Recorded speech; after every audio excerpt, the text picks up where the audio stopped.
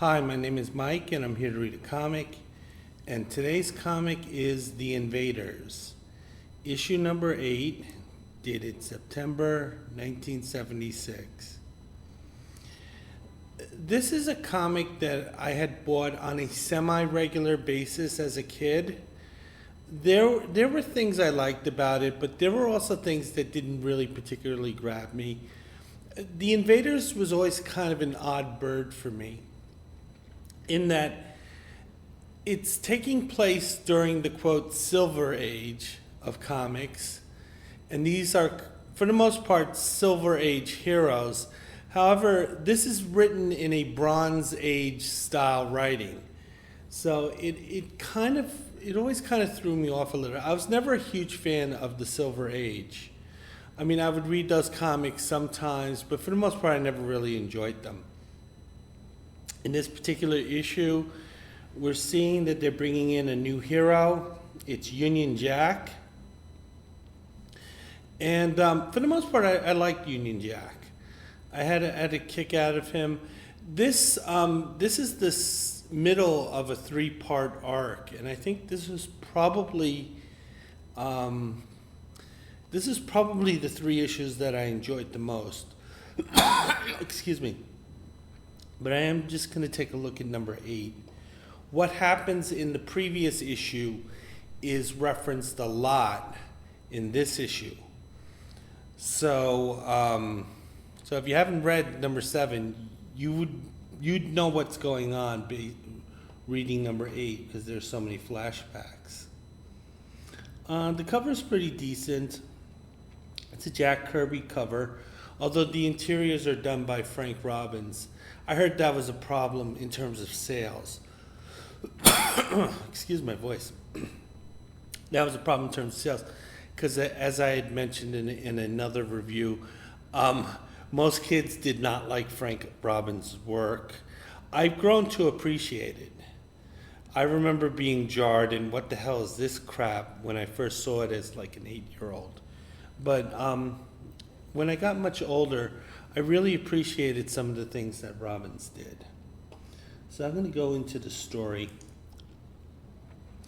And the name of this comic is Union Jack is Back. And we see our heroes. They're all at this beautiful banquet table. This is something out of Downton Abbey. And the team is eating this really luxurious meal. And they're joined by 3 guests. And I'll go through the guests because all 3 of them play a prominent role in the comic. But I'm going to take a look at the... first I'm going to look at the creative team. And then I'm going to go into the splash page a little bit more in detail before I talk about those 3. The writer and editor is Roy Thomas. This was a pet project of his. He had great affinity and nostalgia for the comic books that he read as a kid. And the reason why he brought, he created the Invaders, and then he brought in another group called the Liberty Legion, or the Legion Liberty, something like that. And the problem with this is that kids my age did not have a great affinity for the 1940s. I mean, I'm glad we won the Second World War, but at the same time, the 1940s was never a place I really wanted to visit it, or I never wanted to be a part of. I think my main exposure to the 1940s was probably Abbott and Costello movies. And anyway, we got Frank Robbins. He's the artist. And again, there are a lot of issues with Frank Robbins' artwork, particularly if you're a Bronze Age kid, because this type of style is a bit sketchy. It's a little outdated.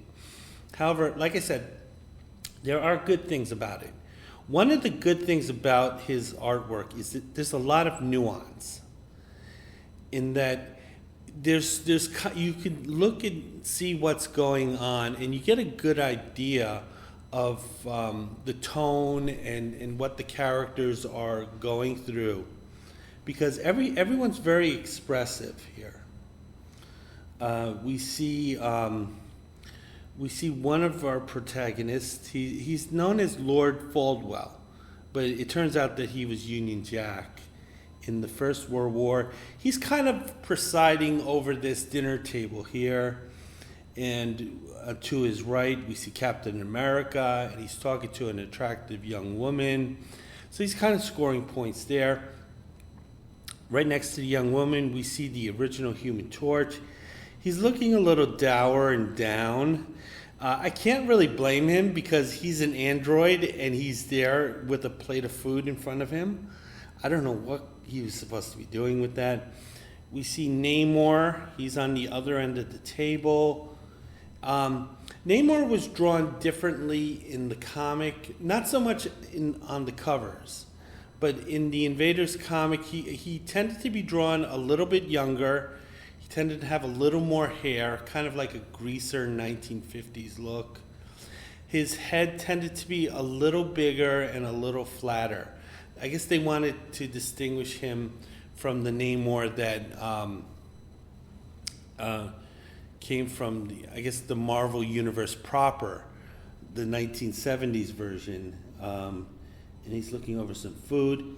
And the last two heroes we see are Toro and Bucky. Bucky was Captain America's partner. Toro was the Human Torch's partner. Toro is not wearing a shirt. He was like the Submariner. Him and the Submariner would just wear bathing suits. And we kind of see Bucky kind of leering at Toro. These two were always drawn oddly, in my opinion. What I suspect happened is that Roy Thomas wanted to use these two young characters as kind of avatars for a younger version of himself and, say, a current Marvel reader. So the quote kids here were really sort of avatars for the reader and Roy Thomas, and the weird smiling and kind of those weird glances that they would give each other. I guess it was sort of like an inside joke, like, isn't this wonderful that we're with the adults and we're with our heroes and we're instrumental members of this team. I think that's the motif he was trying to go. It didn't really work. These two just look kind of creepy, if you ask me. And the last member of the table, the guest here, is John Falworth. He's actually the villain in this. He's Baron Blood, whom the Invaders had fought in the previous issue, and he's a vampire. However, this is unknown to them, so it's kind of like a Columbo mystery where the viewer is let in on who did it, and then you kind of just watch to see how they catch them. Okay, so again, this is this page kind of is a strength of Frank Robbins here. We see we get our introduction, a much more in-depth introduction to our guest. We see Lord Falsworth. Kind of the square jaw. He looks very much like the quote English gentleman here. He even has an ascot on, and as he's there on the table, we see that he actually was a superhero in the previous war, which is World War I. He was Union Jack. He was basically dressed in all black, except for red stripes that match the UK flag. And then this guy is basically Commander McBragg.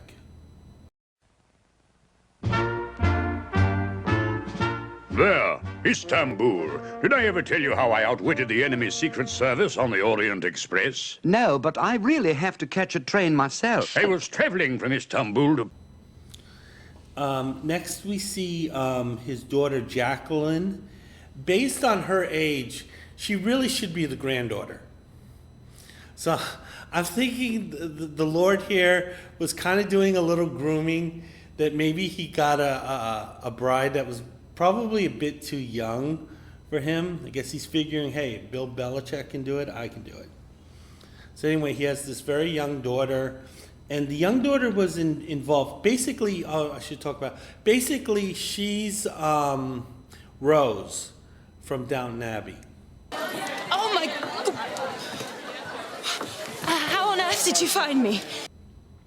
Anyway, in the previous issue, she encountered Baron Blood, who turned out to be a living vampire at the time, and she would have been his victim, except that the Human Torch, who actually is carrying a torch for this very attractive woman, he had intervened just before he had fully bitten her.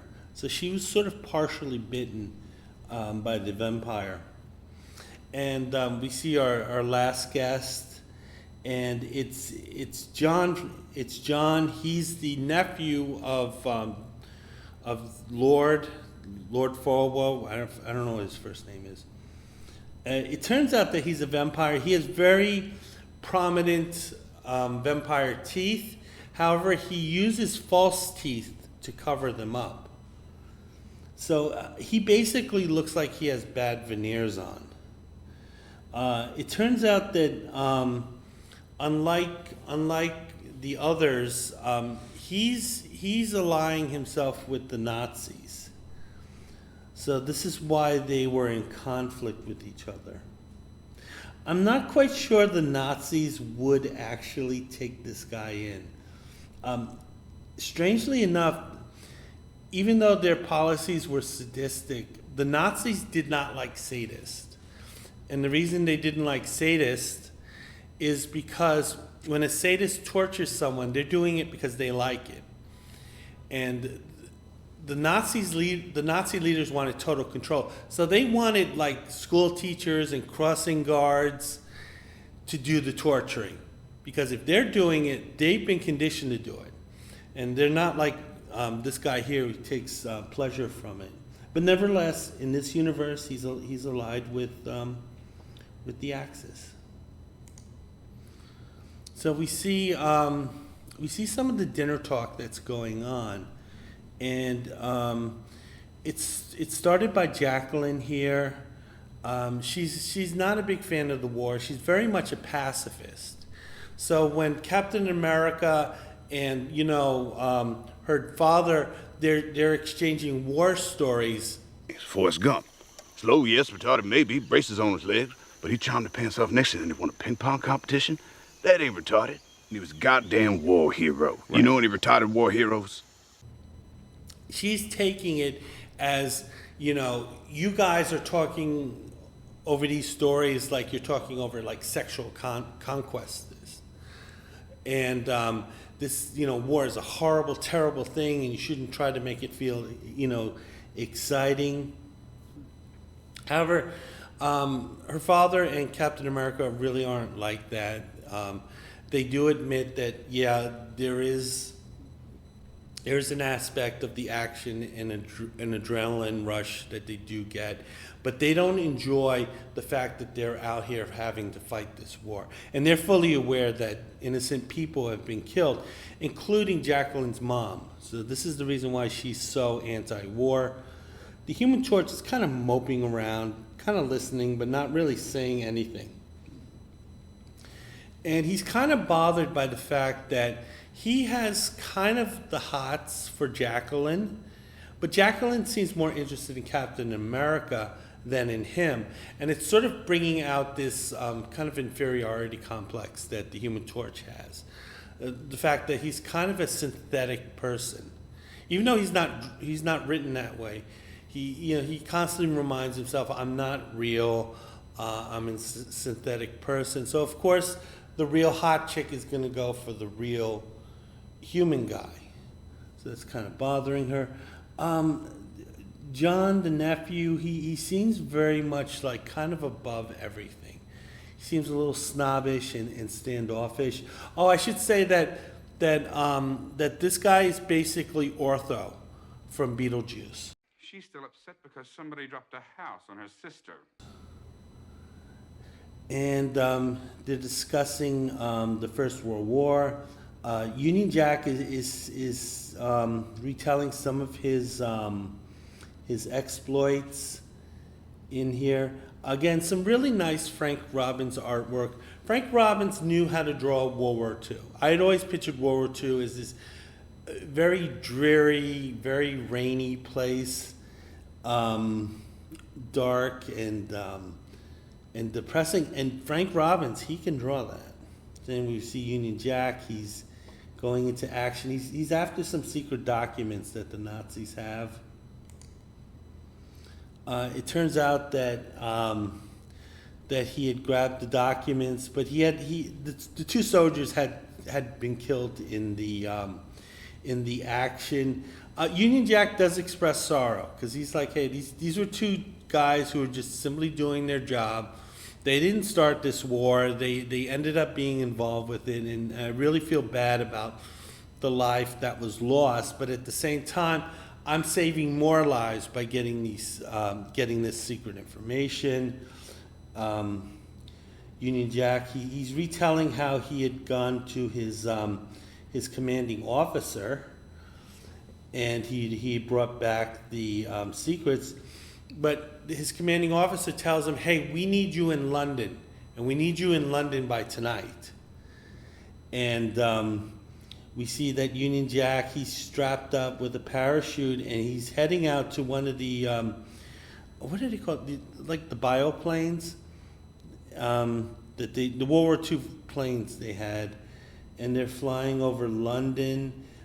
He's talking about the parachute.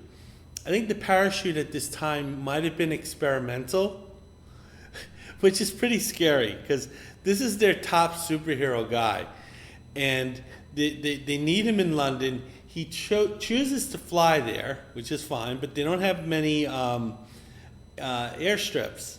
So he's going to basically jump out of the plane using an experimental device called a parachute. It can be dangerous using experimental stuff. Remember, the Titan submersible was, quote, experimental. So anyway, Union Jack, he jumps out the plane, the parachute opens, it's the same colors as his uniform, and he's just kind of floating down. It turns out that he reached his target, which is 10 Downing Street. 10 Downing Street is where the Prime Minister lives. I think it's their official like residence and where they conduct business. It's basically England's version of the White House. So he lands there. Obviously, that particular area is very heavily guarded. It turns out that one of the guards does encounter Union Jack as he's coming down. He asks for the password. He knows the password, so Union Jack's okay. The soldier is happy to meet Union Jack, saying that, hey, you know, I seen your sketches, not your pictures, your sketches in the paper, and I'm a big fan. And Union Jack is like, hey, I'm glad you're a big fan, because that means you didn't pull that trigger on me. So anyway, Union Jack goes in and he meets the Prime Minister. And Union Jack introduces himself as your obedient servant, Mr. Prime Minister. I always found that a little weird with the English, like they would call themselves royal subjects. I'm like, really? I mean, you're taking pride in that? So anyway, after that buttering up, Union Jack and the Prime Minister, they talk. Apparently, the English intelligence community, they've been reporting that there's a vampire that is going around, and this person, and this, I shouldn't say person, this vampire has been murdering prominent members of the English elite, kind of military leaders, of course, very rich and prominent people. in the UK. So obviously they want to stop this person. They're kind of thinking that they might be fighting against Count Dracula. This is obviously territory they're not really used to. But nevertheless, the Prime Minister wants Union Jack to find this vampire. And Union Jack, he's up to the duty. He says, I'm going to catch this clown. So as Lord Falworth is retelling this story, he says that he actually did encounter Baron Blood at London Bridge. And apparently it took him a few days. So, I mean, it wasn't easy. He had to stalk the city at night for a few nights before he found Baron Blood. Baron Blood, he's on the top of London Bridge. I have no idea how accurate this drawing is. I'm assuming it's probably fairly accurate because Frank Robbins knew the error. It turns out that there's a big convoy heading across the bridge. It's probably I think there's a prominent dignitary there. So this is sort of a convoy to sort of move this important person. Baron Blood's obviously aware of what's going on. Union Jack is sneaking up on Baron Blood. He gets fairly close to the vampire but then the vampire notices his presence, and the two of them just go headlong into a fight. It turns out that Baron Blood does have strength that's greater than a normal man, I should say. Union Jack, he's thrown aback. He's belted here, and he admits he's belted. He nearly falls off the bridge into the water, but Union Jack, he's able to save himself in a way that Captain America would. Basically, the way Union Jack is operating, he's basically Captain America without the shield, without the mighty shield. And then Union Jack pulls out one of his knives, and he rams it into Baron Blood. It's a silver blade. So I'm not sure how he found out about this, or whether he just took a guess, but he guessed that the metal silver would bother the vampire. Obviously it does. Baron Blood is in a great deal of pain here. However, he spitefully kicks Union Jack off the bridge.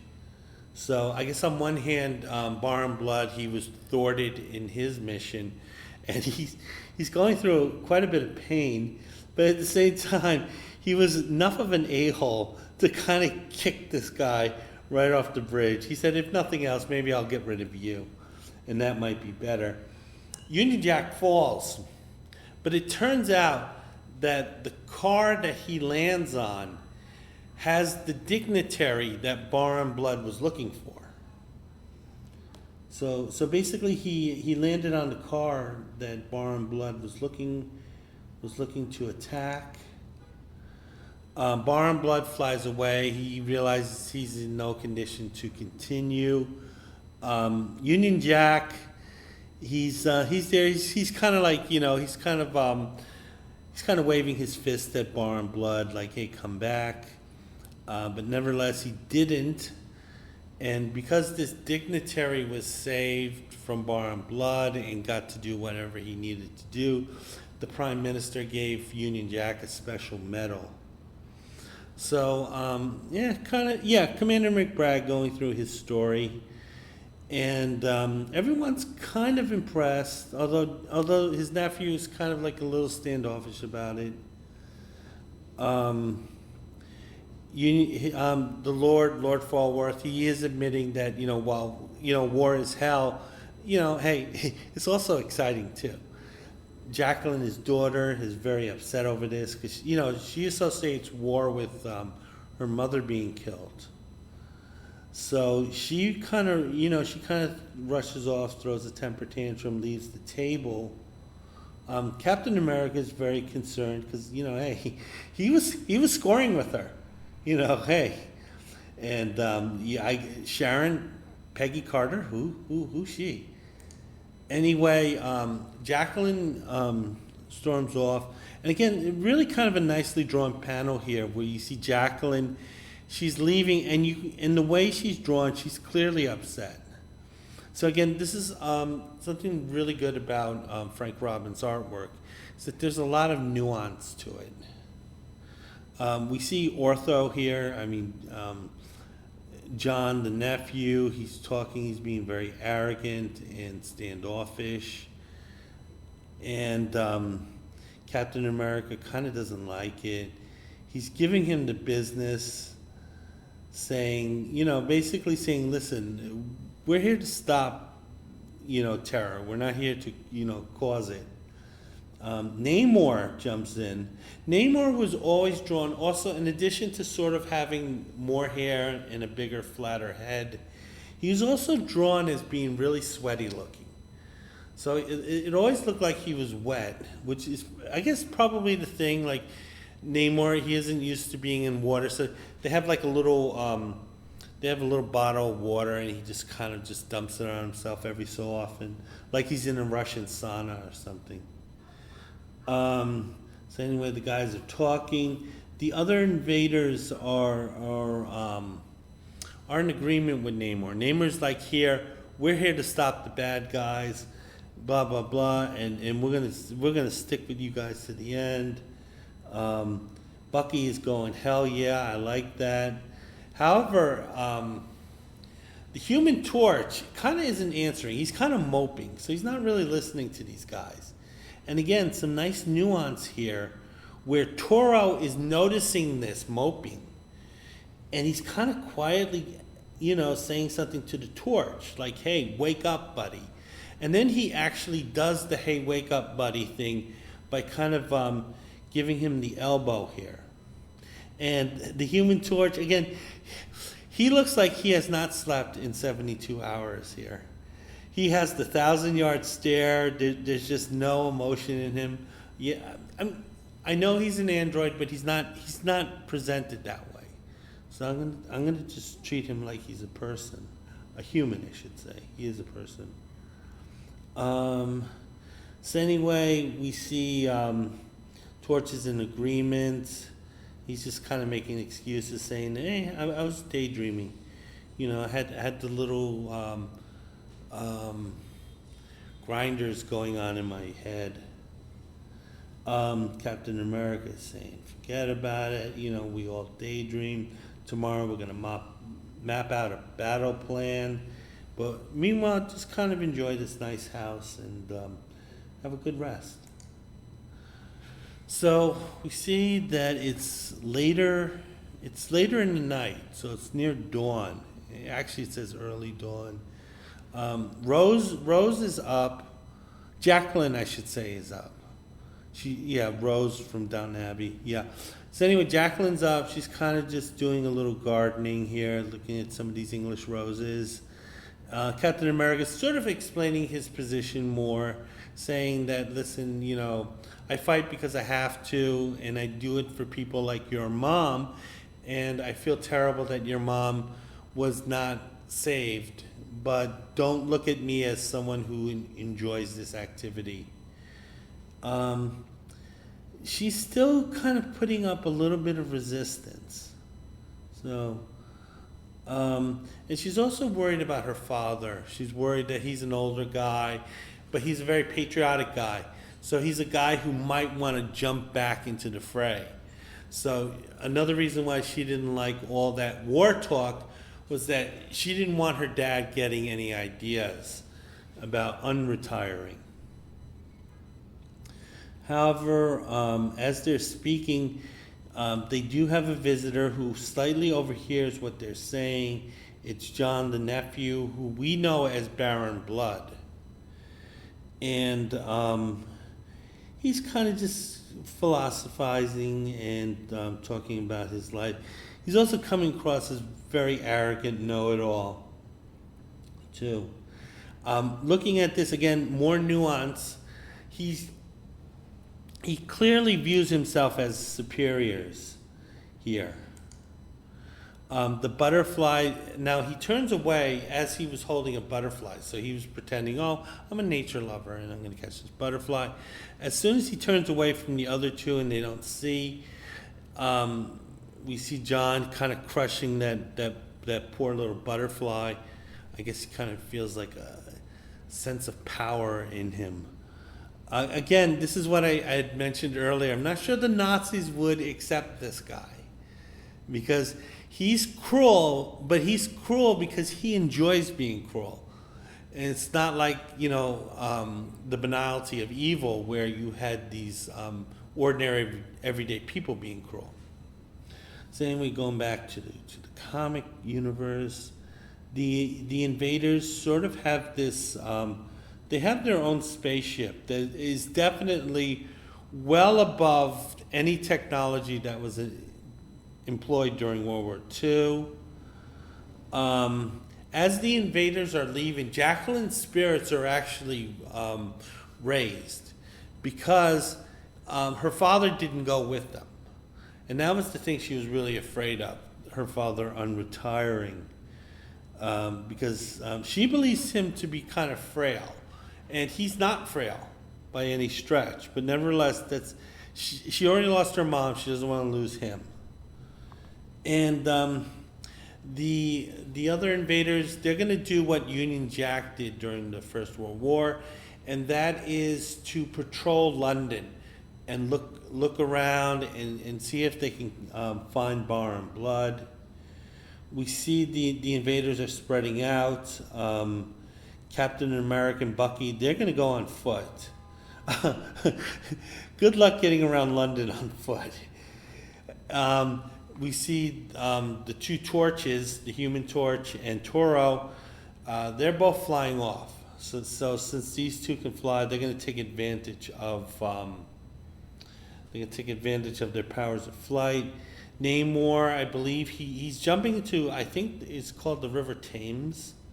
I'm not quite sure, but nevertheless he's jumping into probably some foul English water there.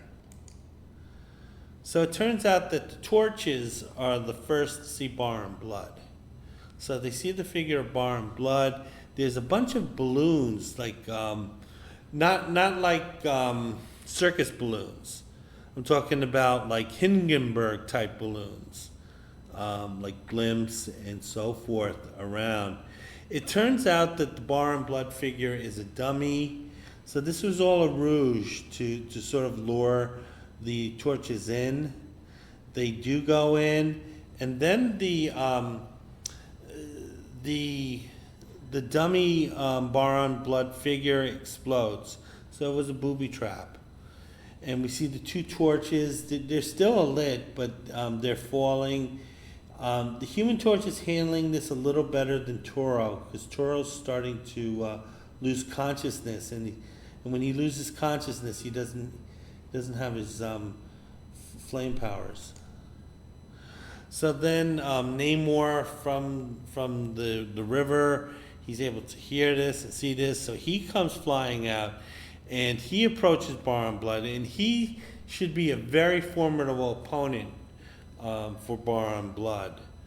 However, Bar and Blood gets one over on Namor, because it turns out that his mask is equipped with a gas cartilage, and we're told that that this is poison gas, but it's not poisonous to Namor. So if it were, say, Captain America or Bucky or Toro who got a whiff of this, they probably would be finished. However, Namor, because he's half amphibian or half Atlantean, it doesn't affect him the same way as a human. So he's really just knocked unconscious there. And not only that, as he's falling, he hits his head too.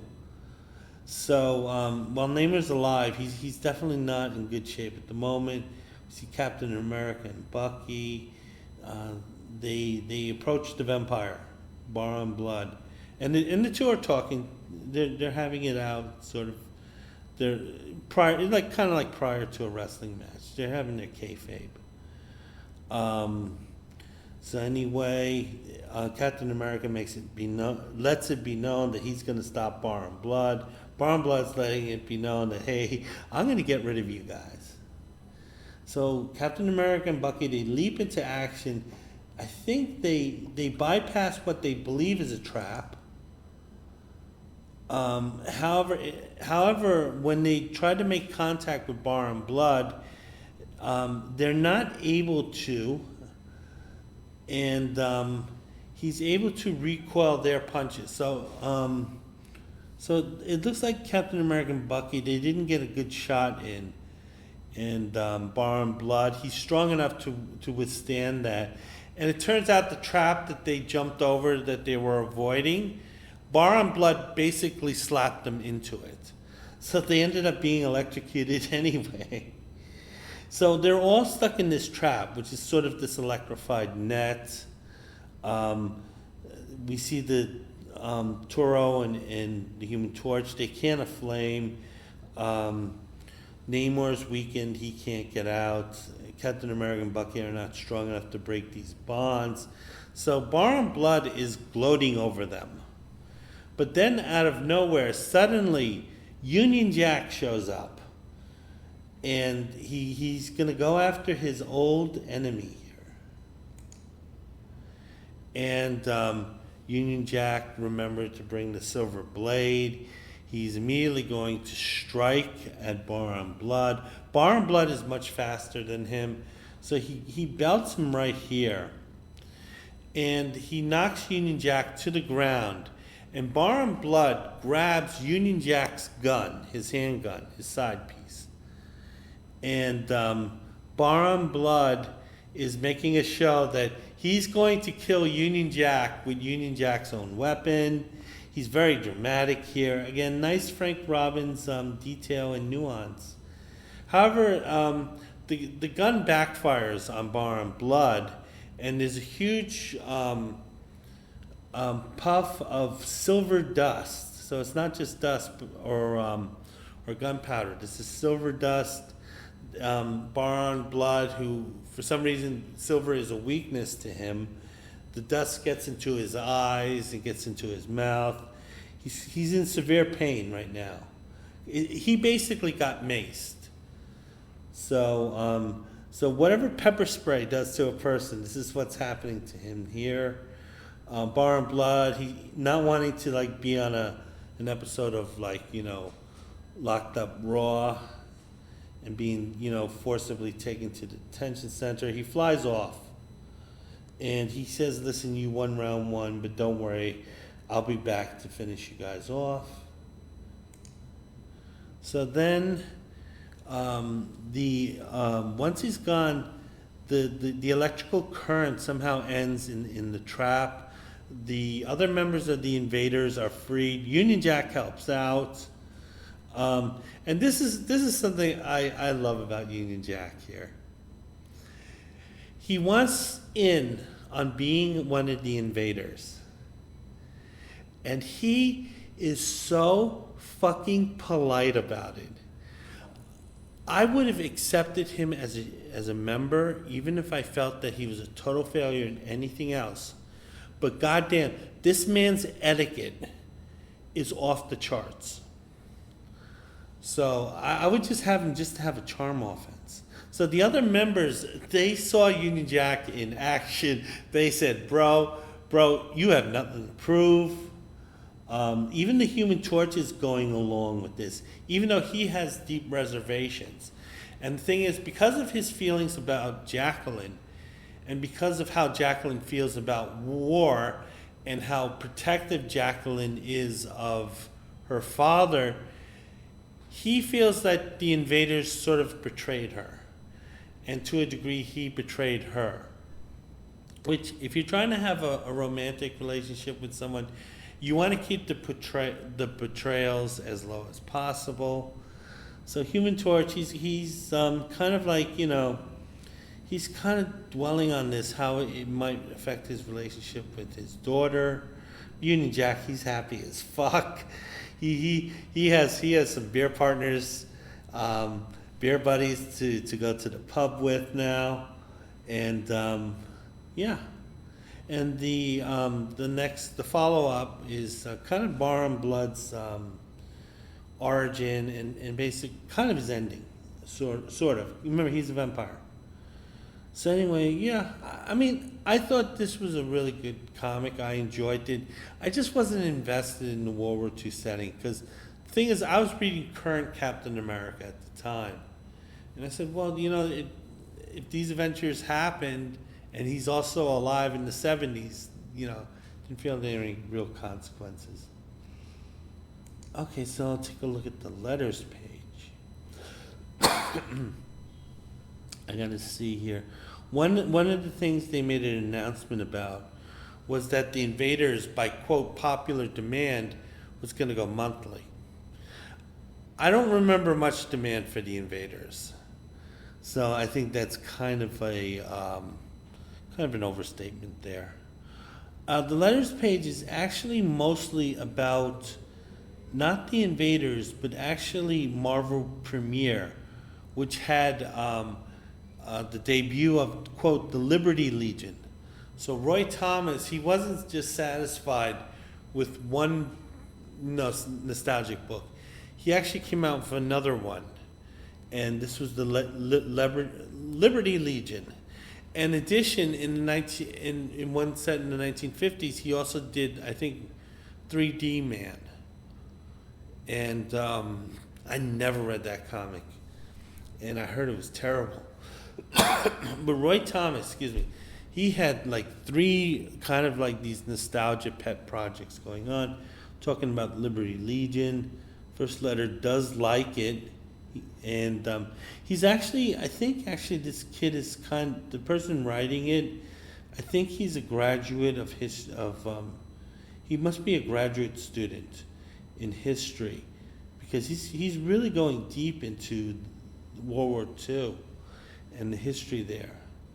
So this guy is probably a graduate student. Roy Thomas, you can tell he's kind of like a big reader of World War II material. He's talking about a couple of books that he enjoyed, he recommends. Yeah, he's talking more about kind of the era rather than the comic itself. So I guess this is what Roy was looking for at the time. Oh, and also they're announcing that the Liberty Legion can be seen in Marvel 2-in-1. I think that was a decent story. That the thing goes back in time to an era where he was actually fighting that war. The second letter is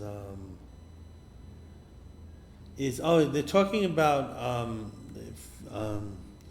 Miss America, how she has like, yeah, one of the characters in the Liberty Legion, she was actually one of the most powerful characters, had sort of these kind of off-putting old lady librarian eyeglasses. So she's saying that it's not really good look and you should get rid of it. But no, Roy Thomas says, no, this is how I remember her as a kid, so I'm keeping it that way. There's a huge note here about the issue we had just read. And I think they had made a bunch of mistakes, and they had I didn't notice it, but they had misidentified some of the characters, and they probably realized it just before it went into production. And to save themselves from getting a bunch of letters telling them how they screwed up, they just went ahead and already apologized and admitted that, hey, the comic that you just read, there were mistakes in there, and we already know them, so you don't have to remind us of them. Okay, so yeah, that's it. So that's my walkthrough of Invaders number 8, and I hope to have more reviews up soon. Bye.